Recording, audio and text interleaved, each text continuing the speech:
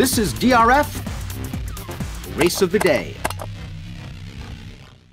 Hi everybody, Dan Illman here with the DRF Race of the Day for Thursday, December the 30th. Let's throw up the field for the feature race at Aqueduct. It is race number 7, and it's the $100,000 Bay Ridge for New York-bred fillies and mares going 1 1/8 miles. You can download free formulator past performances for this race on the Race of the Day event page, DRF.com. Access them, handicap along with me, and when it's time to make your final determinations, you can play this race and the entire Aqueduct card on Thursday with your DRF Bets account. It's a short field.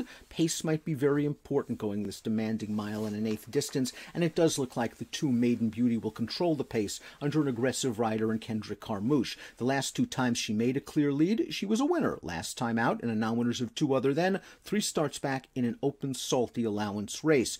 She looks like the speed. I wouldn't be surprised if the 3 Sharp Star, a very classy runner in her own right, pushes her just a bit. And by Hubby Hello Money, a horse we're going to talk about first, is a horse that shows stretch-out tactical speed. She's usually a one-run closer in these shorter races, but when she stretched out the one and only time to this distance in the Fleet Indian, she worked out a stalking trip and was a game winner at 13-1. Maybe distance is all she's been looking for. She's been running in one-turn races in her last 3. She's very lightly raced, a 3-year-old filly with only 8 prior starts, and she's only been off the board once in her career, and maybe you can give her the wet track excuse for that Empire Distaff.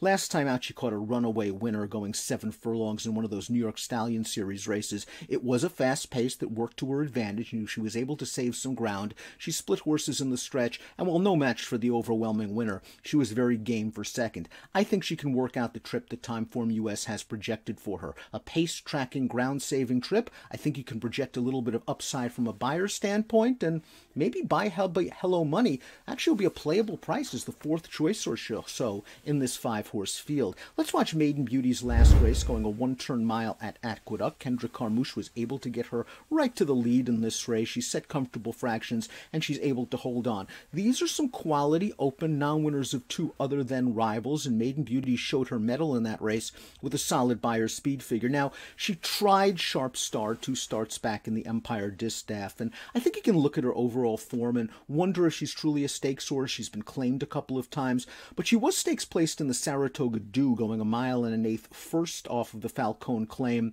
a good second that day. And in that Empire Distaff, not only was there a wet track, but she was part of a very fast pace that helped closers like Sharp Star and Ice Princess who came from out of it.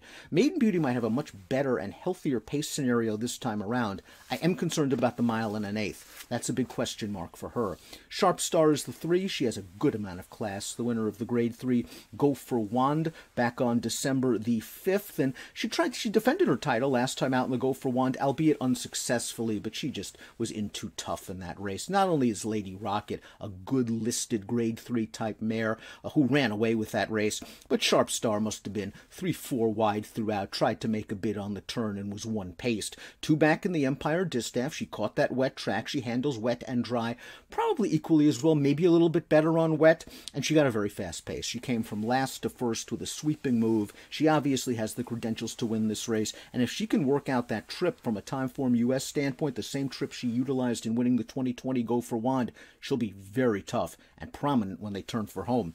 Trainer Horatio DePaz also entered the 4 Amity Island, a filly that he claimed for $40,000 3 starts back, and got this victory most recently on December the 10th. This is only a non-winners of 1 other than for New York breds. Amity Island received blinkers for the first time, and it did help her out. She came from off the pace to win. She seems a little bit slow on paper, and I wonder if DePaz entered her to make this race go, realizing that this was going to be a short field. Ice Princess, the 5 for Danny Gargan, has been a very consistent horse for a very long time and might have the advantage over the other favorites at this distance. She really prefers 1 1/8 miles. She was the beaten favorite in the Empire Distaff. Sharp Star was better than her on that day. She was a little bit closer to the pace than Sharp Star, and the pace seemed strong. She worked out an inside-out trip under Luis Saez, was a little bit late to change leads, and finished second, no match for the winner. She's extremely consistent. The 1 1/8 miles is good for her. She loves a wet track, and there is a little bit of forecast for rain in the New York area, and maybe she can sort of sit parked in mid-pack, 4 or 5 lengths off the lead and make one sweeping run at them under Jose Lezcano. It is an evenly matched field, only a field of 5, but an evenly matched 5. I think maybe Maiden Beauty can drift just a little bit off the morning line. I'm hoping that pace makes the race here, that she gets to the lead, she backs down the fractions, and that she's sharp enough to sprint on home. Worried about the mile and an eighth, especially with good horses like Sharp Star and Ice Princess in here, but maybe Maiden Beauty drifts off her morning line, and she'll be my top selection in the Thursday race of the day. It's the Bay Ridge. Good luck.